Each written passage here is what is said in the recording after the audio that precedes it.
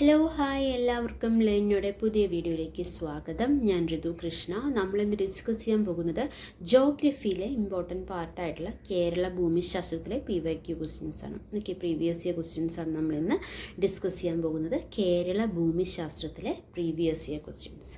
അപ്പോൾ നമുക്ക് വേഗം വീഡിയോയിലേക്ക് കിടക്കാം.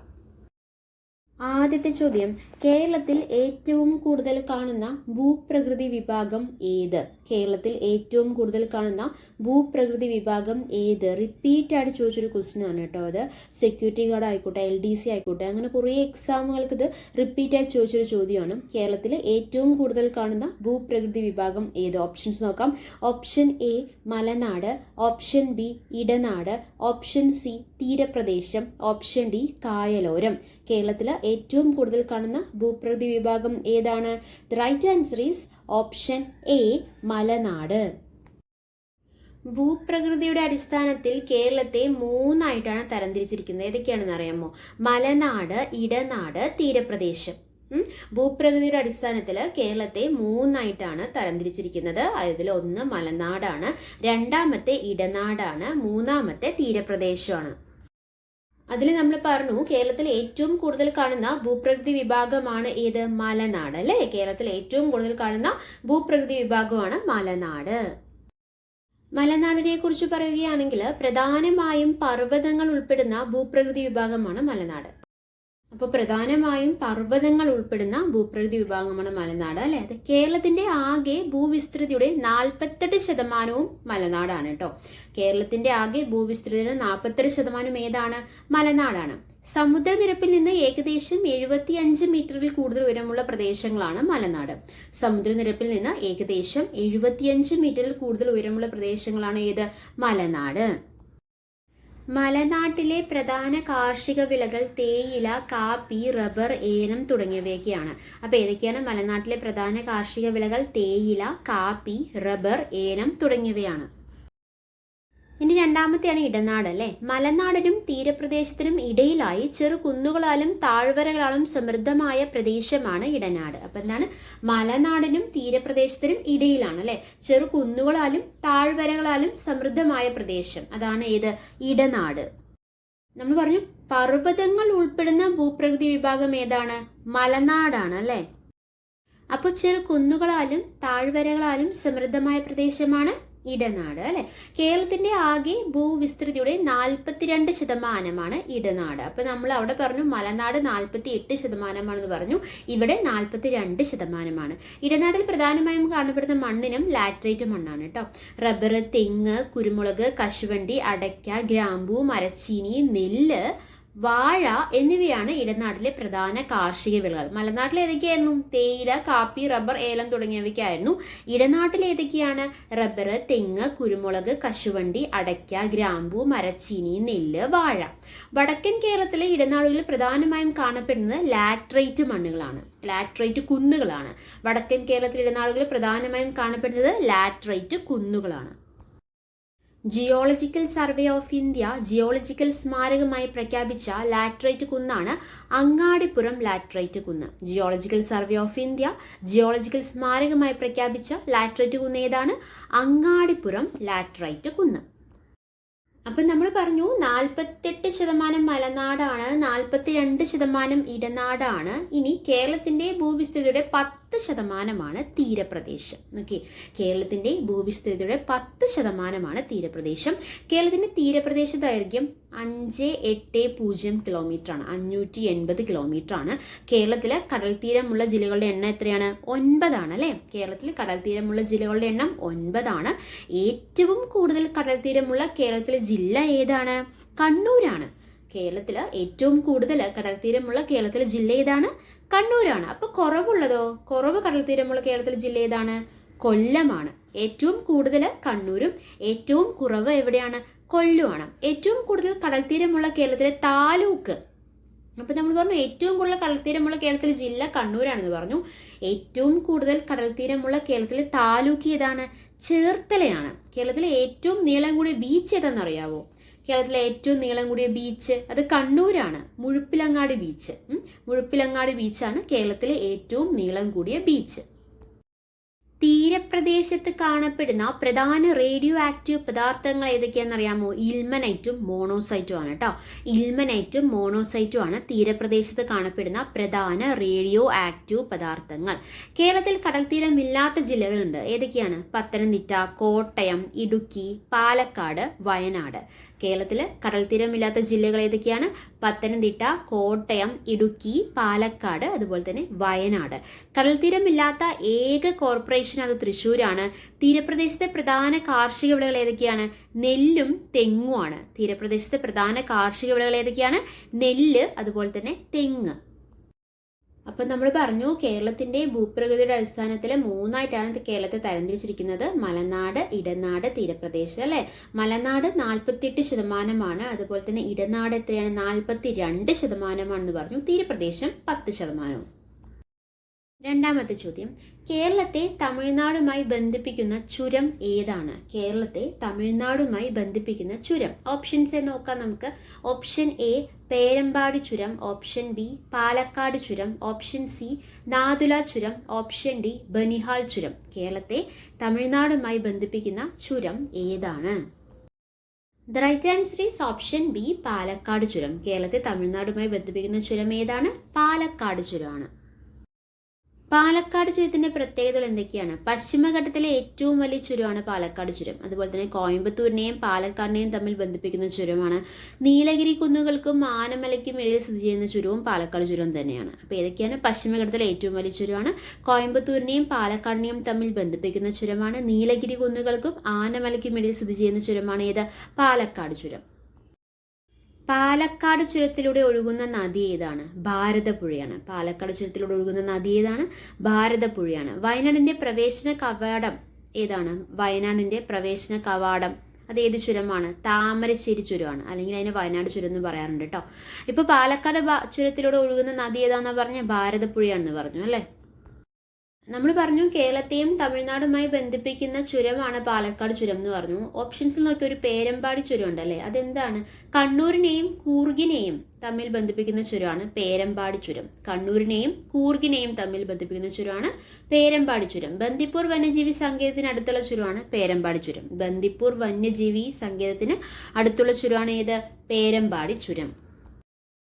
അടുത്ത ക്വസ്റ്റ്യൻ, വടക്ക് കിഴക്കൻ മൺസൂൺ കേരളത്തിൽ അറിയപ്പെടുന്നത്. കാലാവസ്ഥൻ്റെ ബേസിലൊരു ക്വസ്റ്റ്യൻ ആണ് അല്ലേ? വടക്ക് കിഴക്കൻ മൺസൂൺ കേരളത്തിൽ അറിയപ്പെടുന്നത് ഏത് പേരിലാണ്? ഓപ്ഷൻസ് നോക്കാം നമുക്ക്. ഓപ്ഷൻ എ ഇടവപ്പാതി, ഓപ്ഷൻ ബി വേനൽ മഴ, option C mango shower, option D തുലാവർഷം. വടക്കു കിഴക്കൻ മൺസൂൺ കേരളത്തിൽ അറിയപ്പെടുന്നത് ഏത് പേരിലാണ്?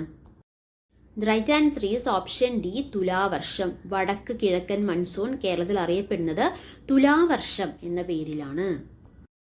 നമ്മൾ വടക്ക് കിഴക്കൻ മൺസൂണിനെ കുറിച്ച് പറയുന്നതിന് മുൻപേ ഒരു കാര്യം നമ്മൾ അറിഞ്ഞിരിക്കുന്ന ഒരു കാര്യം, കാലാവസ്ഥയെ കുറിച്ച് പറയുകയാണെങ്കിൽ മൺസൂണിൻ്റെ കവാടം എന്നറിയപ്പെടുന്ന സംസ്ഥാനമാണ് കേരളം കേട്ടോ. മൺസൂണിൻ്റെ കവാടം എന്നറിയപ്പെടുന്ന സംസ്ഥാനമാണ് കേരളം. കേരളം ഉൾപ്പെടുന്ന കാലാവസ്ഥാ മേഖലയാണ് ഉഷ്ണമേഖല എന്ന് പറയാം. കേരളം ഉൾപ്പെടുന്ന കാലാവസ്ഥാ മേഖല ഏതാണ്? ഉഷ്ണമേഖലയാണ്. ഏറ്റവും കൂടുതൽ മഴ ലഭിക്കുന്ന ഇന്ത്യൻ സംസ്ഥാനങ്ങളിൽ ഒന്നാണ് കേരളം. ഏറ്റവും കൂടുതൽ മഴ ലഭിക്കുന്ന ഇന്ത്യൻ സംസ്ഥാനങ്ങളിൽ ഒന്നാണ് കേരളം. മൺസൂൺ എന്ന വാക്ക് ഉത്ഭവിച്ച ഭാഷ ഏതെന്നറിയാമോ? അറബിക് വേർഡാണ് മൺസൂൺ എന്ന് പറയുന്നത്. കേരളത്തിലെ ഏറ്റവും കൂടുതൽ മഴ ലഭിക്കുന്ന മാസം ഏതാണ്? ജൂലൈ ആണ് അല്ലേ? അപ്പോൾ ഏറ്റവും കുറവ് മഴ ലഭിക്കുന്ന മാസമോ? ജനുവരിയാണ്. ഏറ്റവും കൂടുതൽ മഴ ലഭിക്കുന്ന മാസം ജൂലൈ ആണ്. ഏറ്റവും കുറവ് മഴ ലഭിക്കുന്ന മാസം അത് ജനുവരിയാണ്. നമ്മുടെ ചോദ്യത്തിൻ്റെ ഓപ്ഷനിൽ ഒരു മാംഗോ ഷവർ എന്നൊരു വേർഡ് നമ്മൾ കണ്ടല്ലേ. എന്താണ് മാംഗോ ഷവർ? മൺസൂണിന് മുൻപായുള്ള വേനൽ മഴ അറിയപ്പെടുന്നത് മാംഗോ ഷവർ എന്നാണ്. മൺസൂണിന് മുൻപായുള്ള വേനൽ മഴ അറിയപ്പെടുന്നത് ഏത് പേരിലാണ്? മാംഗോ ഷവർ എന്ന പേരിലാണ്. കേരളത്തിൽ ഏറ്റവും കൂടുതൽ മഴ ലഭിക്കുന്ന ജില്ല നമ്മൾ പറഞ്ഞു. ഏറ്റവും കൂടുതൽ മഴ ലഭിക്കുന്ന മാസം ജൂലൈ ആണെന്ന് പറഞ്ഞു അല്ലേ?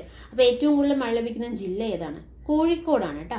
ഏറ്റവും കുറവ് മഴ ലഭിക്കുന്ന ജില്ലയോ? തിരുവനന്തപുരമാണ്. ഏറ്റവും കൂടുതൽ മഴ ലഭിക്കുന്ന ജില്ല അത് കോഴിക്കോടാണ്. ഏറ്റവും കുറവ് മഴ ലഭിക്കുന്ന ജില്ല അത് തിരുവനന്തപുരമാണ്. കേരളത്തിൽ പ്രധാനമായും 4 തരം കാലാവസ്ഥകളാണ് അനുഭവപ്പെടുന്നത്. ഏതൊക്കെയാണ്?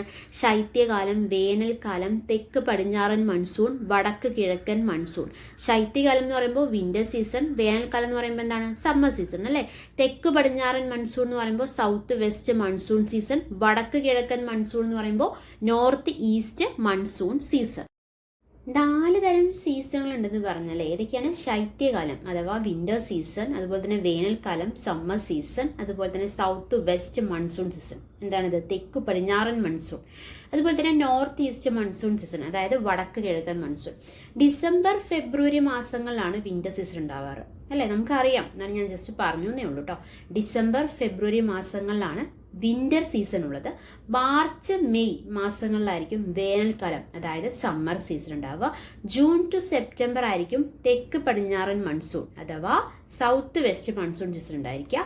ഒക്ടോബർ ടു നവംബർ ആണ് വടക്ക് കിഴക്കൻ മൺസൂൺ അഥവാ നോർത്ത് ഈസ്റ്റ് മൺസൂൺ സീസൺ ഉണ്ടായിരിക്കുക. അപ്പോൾ ഡിസംബർ ടു ഫെബ്രുവരി ശൈത്യകാലം, മാർച്ച് ടു മെയ് വേനൽക്കാലം, ജൂൺ ടു സെപ്റ്റംബർ തെക്ക് പടിഞ്ഞാറൻ മൺസൂൺ, ഒക്ടോബർ ടു നവംബർ വടക്ക് കിഴക്കൻ മൺസൂൺ. ഇനി നമ്മൾ വിന്റർ സീസണിനെ കുറിച്ച് പറയുകയാണെങ്കിൽ വടക്ക് കിഴക്കൻ മൺസൂൺ കഴിഞ്ഞു വരുന്നതാണ് കേരളത്തിൽ ശൈത്യകാലം ആരംഭിക്കുന്നത് കേട്ടോ. വടക്ക് കിഴക്കൻ മൺസൂണിന്റെ അവസാനത്തോടുകൂടിയാണ് കേരളത്തിൽ ശൈത്യകാലം അഥവാ വിന്റർ സീസൺ ആരംഭിക്കുന്നത്. നവംബർ മാസം അവസാനം ആരംഭിക്കുന്ന ശൈത്യകാലം ഫെബ്രുവരി പകുതി വരെ തുടരും. നവംബർ മാസം അവസാനമായിരിക്കും അത് ആരംഭിക്കുക. അത് ഫെബ്രുവരി പകുതി വരെ ഉണ്ടായിരിക്കും. നേരിയ ചാറ്റൽ മഴയും ഈർപ്പം നിറഞ്ഞ അന്തരീക്ഷവും ഈ കാലാവസ്ഥയുടെ പ്രത്യേകതയാണ്. ശൈത്യകാലത്തിന്റെ പ്രത്യേകത എന്താണ്? ഒരു ചാറ്റൽ മഴ ഉണ്ടായിരിക്കും, അതുപോലെ തന്നെ ഈർപ്പം നിറഞ്ഞ അന്തരീക്ഷമായിരിക്കും ഈ കാലാവസ്ഥയുടെ പ്രത്യേകത. ഇനി വേനൽക്കാലം അല്ലെങ്കിൽ സമ്മർ സീസണിനെ കുറിച്ച് പറയുകയാണെങ്കിൽ കേരളത്തിൽ വേനൽക്കാലം ആരംഭിക്കുന്നത് മാർച്ച് മാസം മുതൽ മെയ് മാസം വരെയാണ് കേട്ടോ. മാർച്ച് മാസം മുതൽ മെയ് മാസം വരെയാണ് വേനൽക്കാലം. അന്തരീക്ഷ താപനില ഏറ്റവും കൂടുതലായിരിക്കുന്ന കാലയളവാണ് വേനൽക്കാലം എന്ന് പറയുന്നത്. അന്തരീക്ഷ താപനില ഏറ്റവും കൂടുതലായിരിക്കും. പാലക്കാട് ചുരത്തിലൂടെ വീശുന്ന ചൂടുകാറ്റിന്റെ ഫലമായി വേനൽക്കാലത്ത് പാലക്കാട് ജില്ലയിലാണ് ഏറ്റവും കൂടുതൽ ചൂട് ഉണ്ടാവാറുള്ളത്. കേരളത്തിലെ ഏറ്റവും ചൂട് കൂടിയ ജില്ലയും പാലക്കാട് തന്നെയാണ്. കേരളത്തിലെ ഏറ്റവും കൂടുതൽ ചൂട് അനുഭവപ്പെടുന്ന പ്രദേശം കൊല്ലം ജില്ലയിലെ പുനലൂരിലാണ് കേട്ടോ. കേരളത്തിലെ ഏറ്റവും കൂടുതൽ ചൂട് അനുഭവപ്പെടുന്ന പ്രദേശം ഏതാണ്? പുനലൂരാണ്. എന്നാൽ കേരളത്തിലെ ഏറ്റവും കൂടുതൽ ചൂട് കൂടിയ ജില്ല അത് പാലക്കാടാണ്. ഇനി സൗത്ത് വെസ്റ്റ് മൺസൂൺ സീസണിനെ കുറിച്ച് പറയുകയാണെങ്കിൽ കാലവർഷം, ഇടവപ്പാതി തുടങ്ങിയ പേരുകൾ അറിയപ്പെടുന്ന കാലാവസ്ഥയാണ് തെക്കു പടിഞ്ഞാറൻ മൺസൂൺ, അതല്ലെങ്കിൽ സൗത്ത് വെസ്റ്റ് മൺസൂൺ. കാലവർഷം അല്ലെങ്കിൽ ഇടവപ്പാതി തുടങ്ങിയ പേരുകൾ അറിയപ്പെടുന്ന കാലാവസ്ഥയാണ് തെക്ക് പടിഞ്ഞാറൻ മൺസൂൺ അല്ലെങ്കിൽ സൗത്ത് വെസ്റ്റ് മൺസൂൺ സീസൺ. കേരളത്തിൽ തെക്ക് പടിഞ്ഞാറൻ മൺസൂൺ അനുഭവപ്പെടുന്ന കാലയളവ് ജൂൺ മുതൽ സെപ്റ്റംബർ വരെയാണ്. നമ്മളത് പറഞ്ഞായിരുന്നു. കേരളത്തിൽ ഏറ്റവും കൂടുതൽ മഴ ലഭിക്കുന്നത് ഇടവപ്പാതിയിലാണ്. അതായത് തെക്ക് പടിഞ്ഞാറൻ മൺസൂണിലാണ് കേരളത്തിൽ ഏറ്റവും കൂടുതൽ മഴ ലഭിക്കുന്നത്. ഇനി നോർത്ത് ഈസ്റ്റ് മൺസൂൺ സീസണിനെ കുറിച്ച് പറയുകയാണെങ്കിൽ വടക്ക് കിഴക്കൻ മൺസൂൺ അറിയപ്പെടുന്നത് തുലാവർഷം എന്ന പേരിലാണ്. നമ്മുടെ ക്വസ്റ്റ്യൻ അല്ലേ. വടക്ക് കിഴക്കൻ മൺസൂൺ അറിയപ്പെടുന്നത് ഏത് പേരിലാണെന്നുള്ളതാണ് നമ്മുടെ ചോദ്യം. തുലാവർഷം എന്ന പേരിലാണ്. തെക്ക് പടിഞ്ഞാറൻ മൺസൂണിന്റെ പേരെന്താണ്? കാലവർഷമാണ്. രണ്ടും മാറിപ്പോരുത് കേട്ടോ. തെക്ക് പടിഞ്ഞാറൻ മൺസൂൺ കാലവർഷവും വടക്ക് കിഴക്കൻ മൺസൂൺ ഏതാണ്? തുലാവർഷവുമാണ്. തുലാവർഷത്തിന്റെ കാലയളവ് ഒക്ടോബർ മുതൽ നവംബർ വരെയാണ്. ഒക്ടോബർ മുതൽ നവംബർ വരെയാണ്. ഇടിമിന്നലോട് കൂടിയ ശക്തമായ മഴ തുലാവർഷത്തിന്റെ പ്രത്യേകതയാണ്. ഓക്കെ, അപ്പോൾ ഒക്ടോബർ മുതൽ നവംബർ വരെയാണ് തുലാവർഷം ഉണ്ടാവാറ്. ഇടിമിന്നലോട് കൂടിയ ശക്തമായ മഴയാണ് തുലാവർഷത്തിന്റെ പ്രത്യേകത. ഇന്ത്യയിൽ ഏറ്റവും കൂടുതൽ മഴ ലഭിക്കുന്നത് വടക്ക് കിഴക്കൻ മൺസൂണിലാണ്. അപ്പൊ കേരളത്തിലെ ഏറ്റവും കൂടുതൽ മഴ ലഭിക്കുന്നത് ഇടവപ്പാതിയിലാന്ന് പറഞ്ഞു അല്ലെ, സൗത്ത് വെസ്റ്റ് മൺസൂൺ സീസണിലാന്ന് പറഞ്ഞു. എന്നാൽ ഇന്ത്യയില് ഏറ്റവും കൂടുതൽ മഴ ലഭിക്കുന്നത് വടക്ക് കിഴക്കൻ മൺസൂൺ അല്ലെങ്കിൽ തുലാവർഷത്തിലാണ്. അടുത്ത ചോദ്യം, 4ാമത്തെ ചോദ്യം. കേരളത്തിലെ കോൾ നിലം ഏത് ജില്ലയിലാണ്? ഓപ്ഷൻസ് നോക്കാം നമുക്ക്. Option A Ernakulam, option B Thrissur, option C Alappuzha, option D Kollam. എന്താണ് കോൾ നിലം എന്ന് പറഞ്ഞു കഴിഞ്ഞാൽ? അത് സമുദ്രനിരപ്പിൽ നിന്നും താഴെ സ്ഥിതി ചെയ്യുന്ന വയൽപ്രദേശത്തെയാണ് നമ്മൾ കോൾ നിലം എന്ന് പറയാ. എന്താണ്? സമുദ്രനിരപ്പിൽ നിന്നും താഴെ സ്ഥിതി ചെയ്യുന്ന വയൽപ്രദേശമാണ് കോൾ നിലം എന്ന് പറയുന്നത്. അപ്പൊ കോൾ നിലം, കേരളത്തിലെ കോൾ നിലം ഏത് ജില്ലയിലാണെന്നാണ് ചോദ്യം. ഏത് ജില്ലയിലാണ്?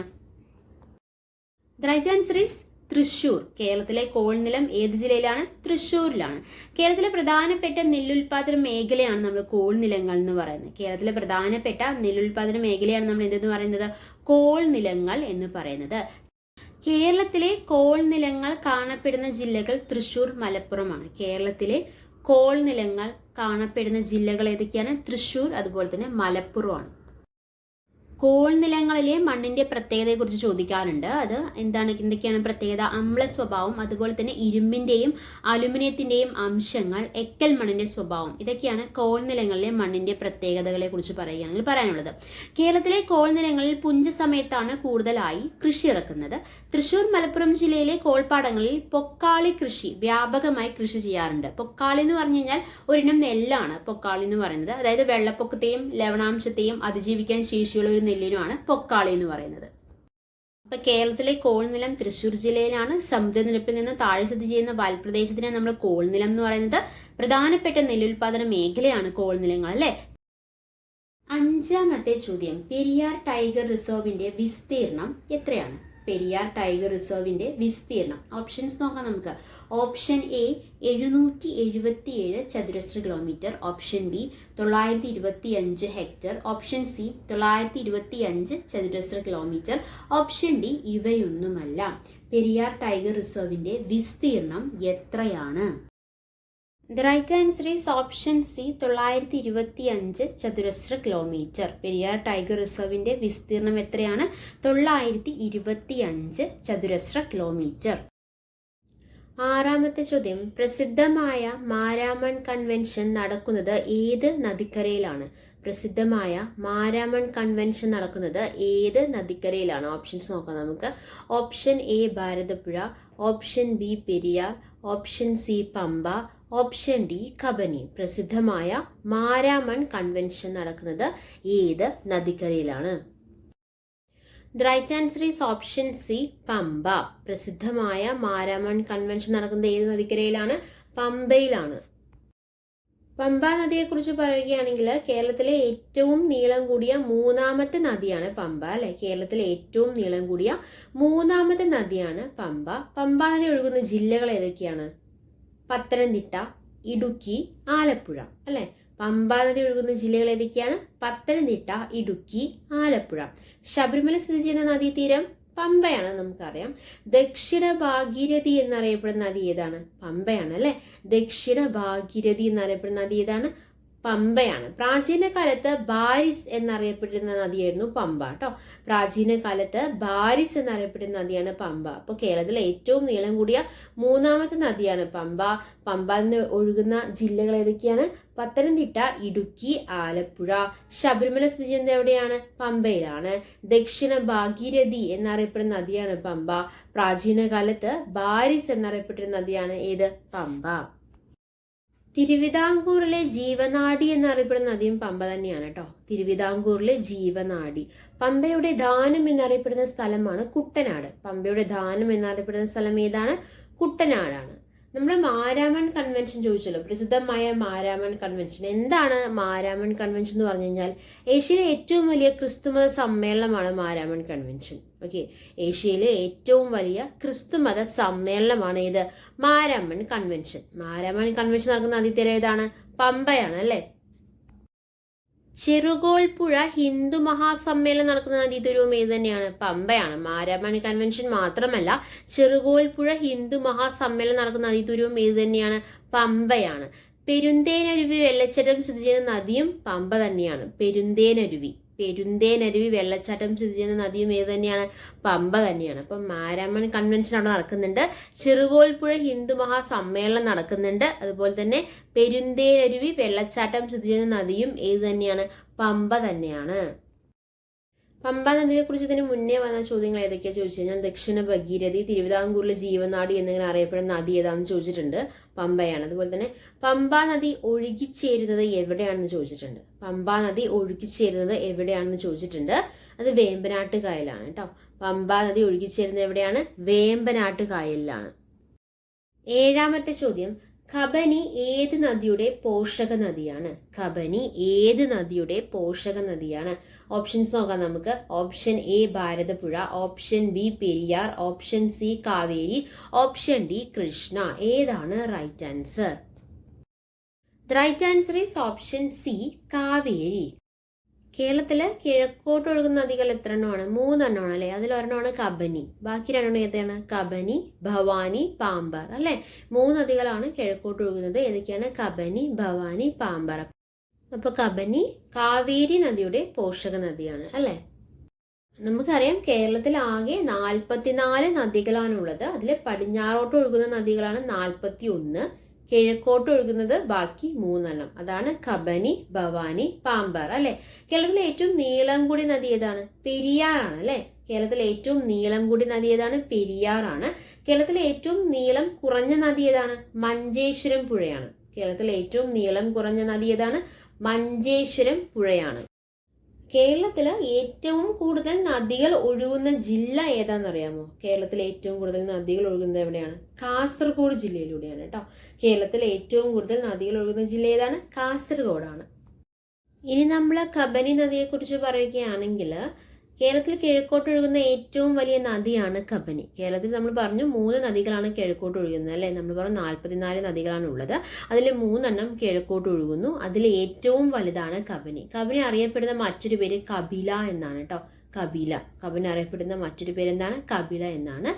കബനി ഉത്ഭവിക്കുന്ന സ്ഥലം തൊണ്ടാർമുടി, വയനാട്ടിലെ തൊണ്ടാർമുടി എന്ന സ്ഥലത്ത് നിന്നാണ് കബനി ഉത്ഭവിക്കുന്നത്.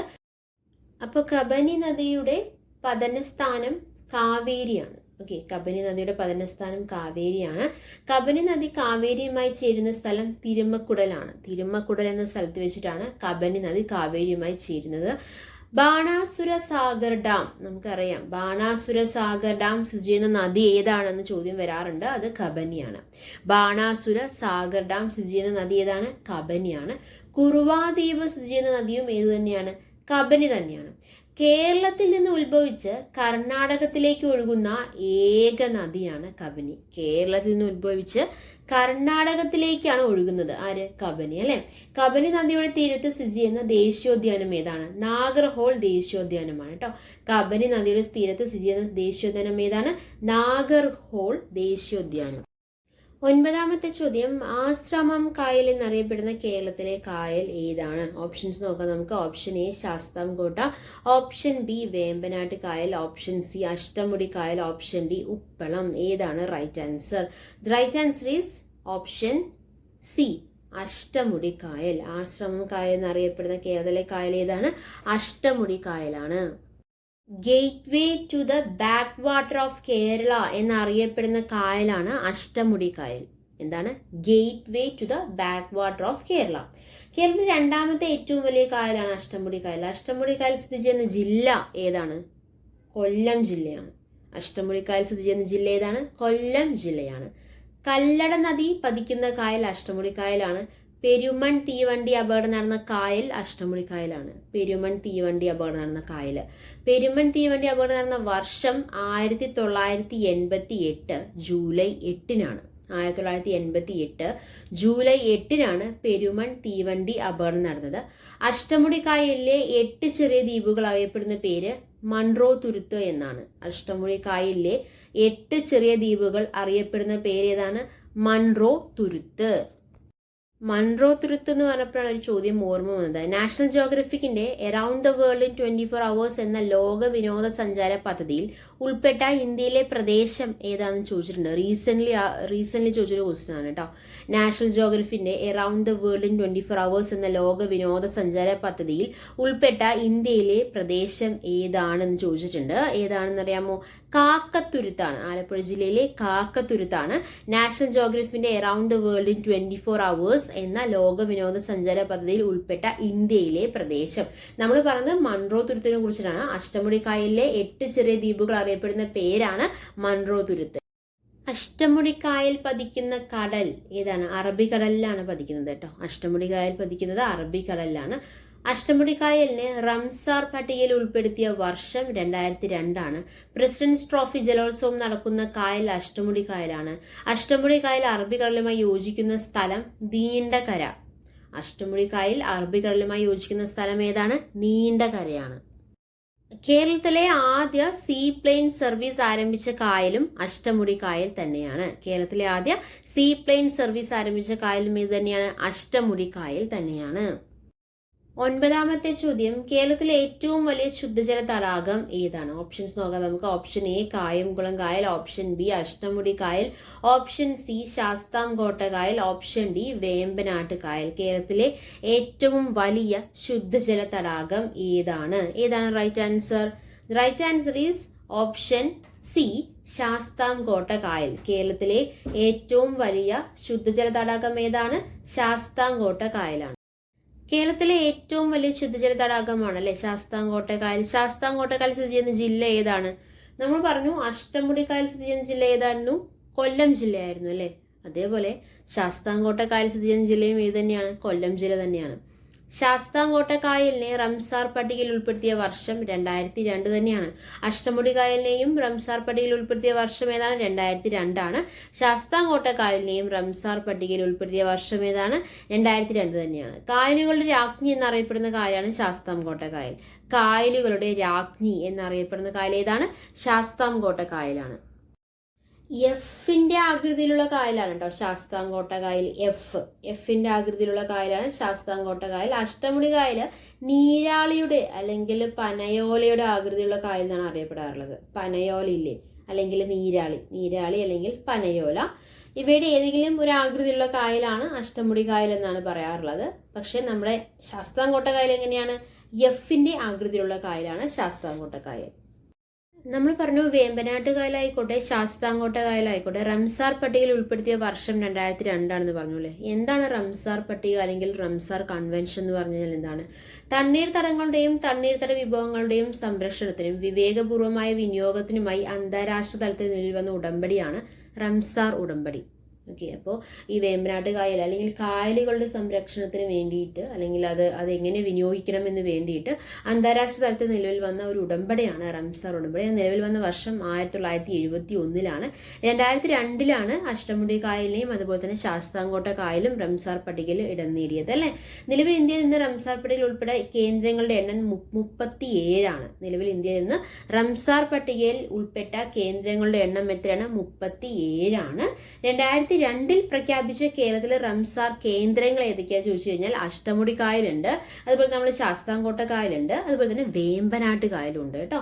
അഷ്ടമുടി കായൽ, ശാസ്താംകോട്ട കായൽ, അതുപോലെ തന്നെ വേമ്പനാട്ട് കായലും. അതെ, പാതിരാമണൽ ദ്വീപ് സ്ഥിതി ചെയ്യുന്നത് എവിടെയാണ്? വേമ്പനാട്ട് കായലിലാണ് അല്ലെ. പാതിരാമണൽ ദ്വീപ് സ്ഥിതി ചെയ്യുന്നത് എവിടെയാണ്? വേമ്പനാട്ട് കായലിലാണ്. അപ്പോൾ 2002 പ്രഖ്യാപിച്ച കേരളത്തിലെ റംസാർ കേന്ദ്രങ്ങൾ ഏതൊക്കെയാണ്? അഷ്ടമുടി കായൽ, വേമ്പനാട്ട് കായൽ, അതുപോലെ തന്നെ ശാസ്താംകോട്ട കായൽ. ശാസ്താംകോട്ട കായലിനെ കുറിച്ചും അതുപോലെ തന്നെ അഷ്ടമുടി കായലിനെ കുറിച്ചും നമ്മൾ പറഞ്ഞു. വേമ്പനാട്ട് കായലിനെ കുറിച്ച് പറയുകയാണെങ്കിൽ കേരളത്തിലെ ഏറ്റവും വലുതും ഏറ്റവും നീളമേറിയതുമായ കായലാണ് വേമ്പനാട്ട് കായൽ അല്ലേ. അപ്പൊ ശാസ്താംകോട്ട കായലിന്റെ പ്രത്യേകത എന്താണ്? കേരളത്തിലെ ഏറ്റവും വലിയ ശുദ്ധജല തടാകമാണ് ശാസ്താംകോട്ട കായൽ അല്ലേ. അപ്പൊ കേരളത്തിലെ ഏറ്റവും വലുതും ഏറ്റവും നീളമേറിയതുമായ കായലാണ് വേമ്പനാട്ട് കായൽ. വേമ്പനാട്ട് കായൽ വ്യാപിച്ചു കിടക്കുന്ന ജില്ലകൾ ഏതൊക്കെയാണ്? എറണാകുളം, കോട്ടയം, ആലപ്പുഴയാണ് കേട്ടോ. കുട്ടനാട്ടിൽ വേമ്പനാട്ട് കായൽ അറിയപ്പെടുന്നത് പുന്നമട കായൽ എന്നാണ്. കുട്ടനാട്ടിൽ വേമ്പനാട്ട് കായൽ അറിയപ്പെടുന്ന ഏത് പേരിലാണ്? പുന്നമട കായൽ എന്ന പേരിലാണ്. കൊച്ചി കായൽ എന്നറിയപ്പെടുന്ന കായലും വേമ്പനാട്ട് കായൽ തന്നെയാണ് കേട്ടോ. അപ്പോൾ പുന്നമട കായൽ എന്നും അറിയപ്പെടുന്നുണ്ട്, അതുപോലെ തന്നെ കൊച്ചി കായൽ എന്നും അറിയപ്പെടുന്നുണ്ട്. വീരൻപുഴ എന്ന് കൊച്ചിയിൽ അറിയപ്പെടുന്ന കായൽ വേമ്പനാട്ട് കായലാണ്. വീരൻപുഴ എന്ന് കൊച്ചിയിൽ അറിയപ്പെടുന്ന കായൽ ഏതാണ്? വേമ്പനാട്ട് കായൽ തന്നെയാണ്. വേമ്പനാട്ട് കായൽ സ്ഥിതി ചെയ്യുന്ന പ്രധാന ദ്വീപുകൾ പാതിരാമണൽ ദ്വീപ്, പെരുമ്പളം, വൈപ്പിൻ, വെല്ലിംഗ്ടൺ, വല്ലാർപാടം, കടമ്മക്കുടി. ഇതിൽ പാതിരാമണൽ ദ്വീപിനെ കുറിച്ചാണ് ചോദിച്ചിരിക്കുന്നത്. വേമ്പനാട്ട് കായൽ സ്ഥിതി ചെയ്യുന്ന പ്രധാന ദ്വീപ് ഏതാണ്? പാതിരാമണൽ, പെരുമ്പളം, വൈപ്പിൻ, വെല്ലിംഗ്ടൺ, വല്ലാർപാടം, കടമ്മക്കുടി.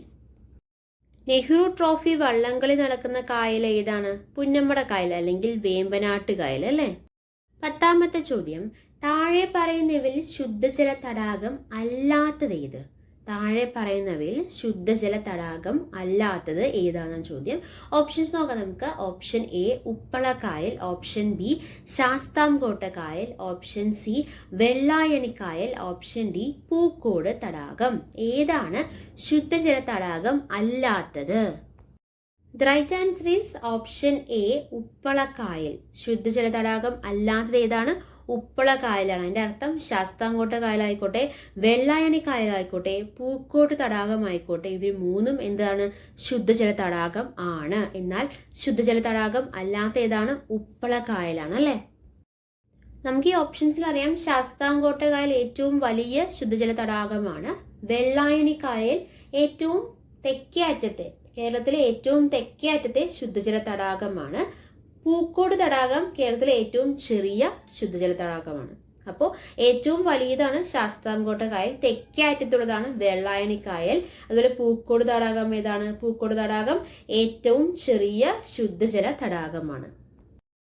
കേരളത്തിലെ ഏറ്റവും വടക്കേ അറ്റത്തെ കായലാണ് കേട്ടോ ഉപ്പളക്കായൽ. കാസർഗോഡ് ജില്ലയിലാണ്. അപ്പോൾ കേരളത്തിലെ ഏറ്റവും വടക്കേ അറ്റത്തെ കായലാണ് ഉപ്പളക്കായൽ.